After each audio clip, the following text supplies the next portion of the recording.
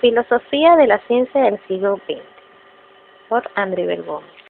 La filosofía de la ciencia del siglo XX se refiere a la investigación del conocimiento científico y a la práctica científica, es decir, que se encarga del saber de las cosas, el cómo se desarrolla y evalúa. Además, la ciencia es capaz de revelar la verdad de las entidades ocultas y los procesos de la naturaleza. Por lo tanto, son filosóficas las diversas proposiciones básicas que permiten construir la ciencia. Por ejemplo, la realidad existe de manera independiente de la mente humana. La naturaleza es regular, al menos en algunas medidas. Y por último, el ser humano es capaz de comprender la naturaleza. Sin embargo, un catedrático de la filosofía, Gabriel Zanotti, explica en su presentación que filosofía de la ciencia en el siglo XX no es una crítica, sino más bien el hacer conciencia sobre los límites que se deben poner al método científico, porque manifiesta que generalmente se ha conocido a esta como todopoderosa, verdadera y que va más allá de la metafísica. Por otro lado, encontramos los programas de fundamentación de las teorías científicas, las cuales fueron creadas por el sociólogo Barney Glaser. Es un sociólogo norteamericano nacido en la ciudad de San Francisco, y Ansel Straus es el otro coautor de la teoría fundamentada. Nace en la ciudad de Nueva York en el seno de una familia de inmigrantes alemanes en la década de los años 60. La teoría fundamentada tiene su base epistemológica en el interaccionismo simbólico de Blumer y el pragmatismo de la Escuela de Chicago. El interaccionismo simbólico de Herbert Blumer considera que los seres humanos, mediante la interacción simbólica, pueden adquirir información e ideas mediante las cuales logran entender su propia experiencia y la de los demás, ya que a través de esta interacción pueden compartir ideas y sentimientos que le permiten llegar a conocer a sus semejantes. Sin embargo, en el pragmatismo de John Dewey, según su pensamiento, él considera que la mente humana es un producto evolutivo de la biología, es decir, que era una herramienta esencial la cual se ha adaptado para permitirnos sobrevivir en el mundo físico.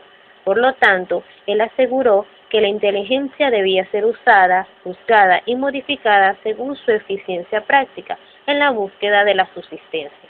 Cuando se habla del término de reduccionismo, se refiere a un enfoque filosófico, la cual se trata de la reducción necesaria y suficiente para resolver diversos problemas del conocimiento. Sin embargo, este método del reduccionismo expresa que es una idea o ideología donde consiste en asumir que el mundo que nos rodea puede ser comprendido en términos de las propiedades de sus partes constituyentes. En este caso, la naturaleza, el reduccionismo está implícito en el procedimiento que le es propio para resolver problemas científicos, ya que se encarga de simplificar, resolver, entender, componer las soluciones del problema para luego entender el todo, es decir, entender el problema original. Por lo tanto, el procedimiento es tan natural en la ciencia. Aunque el reduccionismo parezca un procedimiento sencillo, es más complejo de lo que parece.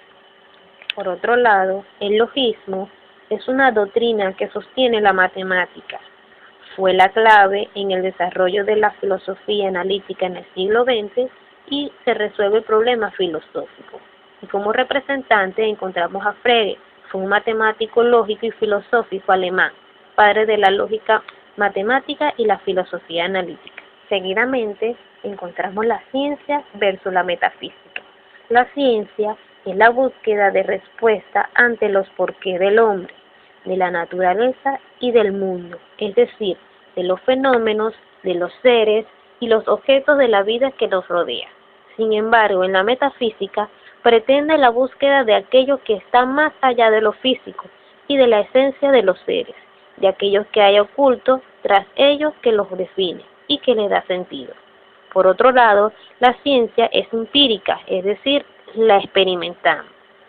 Y la metafísica no comienza por las experiencias, por lo que no es conocimiento, es una especulación. En cuanto a los criterios de la demarcación, existen tres. Ellos son el inductivo, verificación y el falsacionista. En el inductivo viene a partir de la observación y la experimentación, mientras que en la verificación las teorías son demostradas mediante experimentos o puede ser a través de observaciones que pueden ser comprobadas para establecer si es verdad y científica. Mientras que en el falsacionista, en este criterio se opone a los dos criterios antes mencionados. Más bien dice que este criterio será reconocido a través de test y exámenes para comprobar su validez, ya que a través de una prueba se puede comprobar si es verdad o falsa. De esta manera se puede comprobar si es científica. Seguidamente encontramos la diferencia que existe entre verificación y falsacionismo. En la verificación se supone correspondencia entre lo empírico y lo teórico.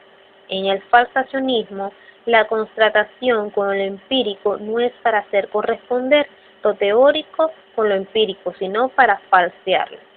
Mientras que en la verificación su propósito es la verdad científica. En el falsacionismo es la confiabilidad. En la verificación, la evaluación de la teoría se da de manera individual. Sin embargo, en el falsacionismo, la evaluación de la teoría se da en el debate crítico con otras teorías. Y por último, la verificación no permite un claro criterio de elección entre distintas teorías científicas. Y en el falsacionismo sí se permite el claro criterio de las elecciones entre distintas teorías científicas. Para finalizar, la filosofía analítica es el conjunto de tendencias de filosofía del lenguaje, resultado del giro lingüístico producido en la primera década del siglo XX. Entre sus características encontramos el empirismo y positivismo, que se presenta la negación del valor de las matemáticas y solo es válida la ciencia natural junto con las matemáticas. En el análisis del lenguaje, la filosofía debe concentrarse en el análisis proposicionales. Dentro de sus representantes más relevantes en la filosofía analítica son científicos matemáticos y físicos como Rousseau, uno de los fundadores de las dos escuelas más importantes del positivismo lógico y la lingüística.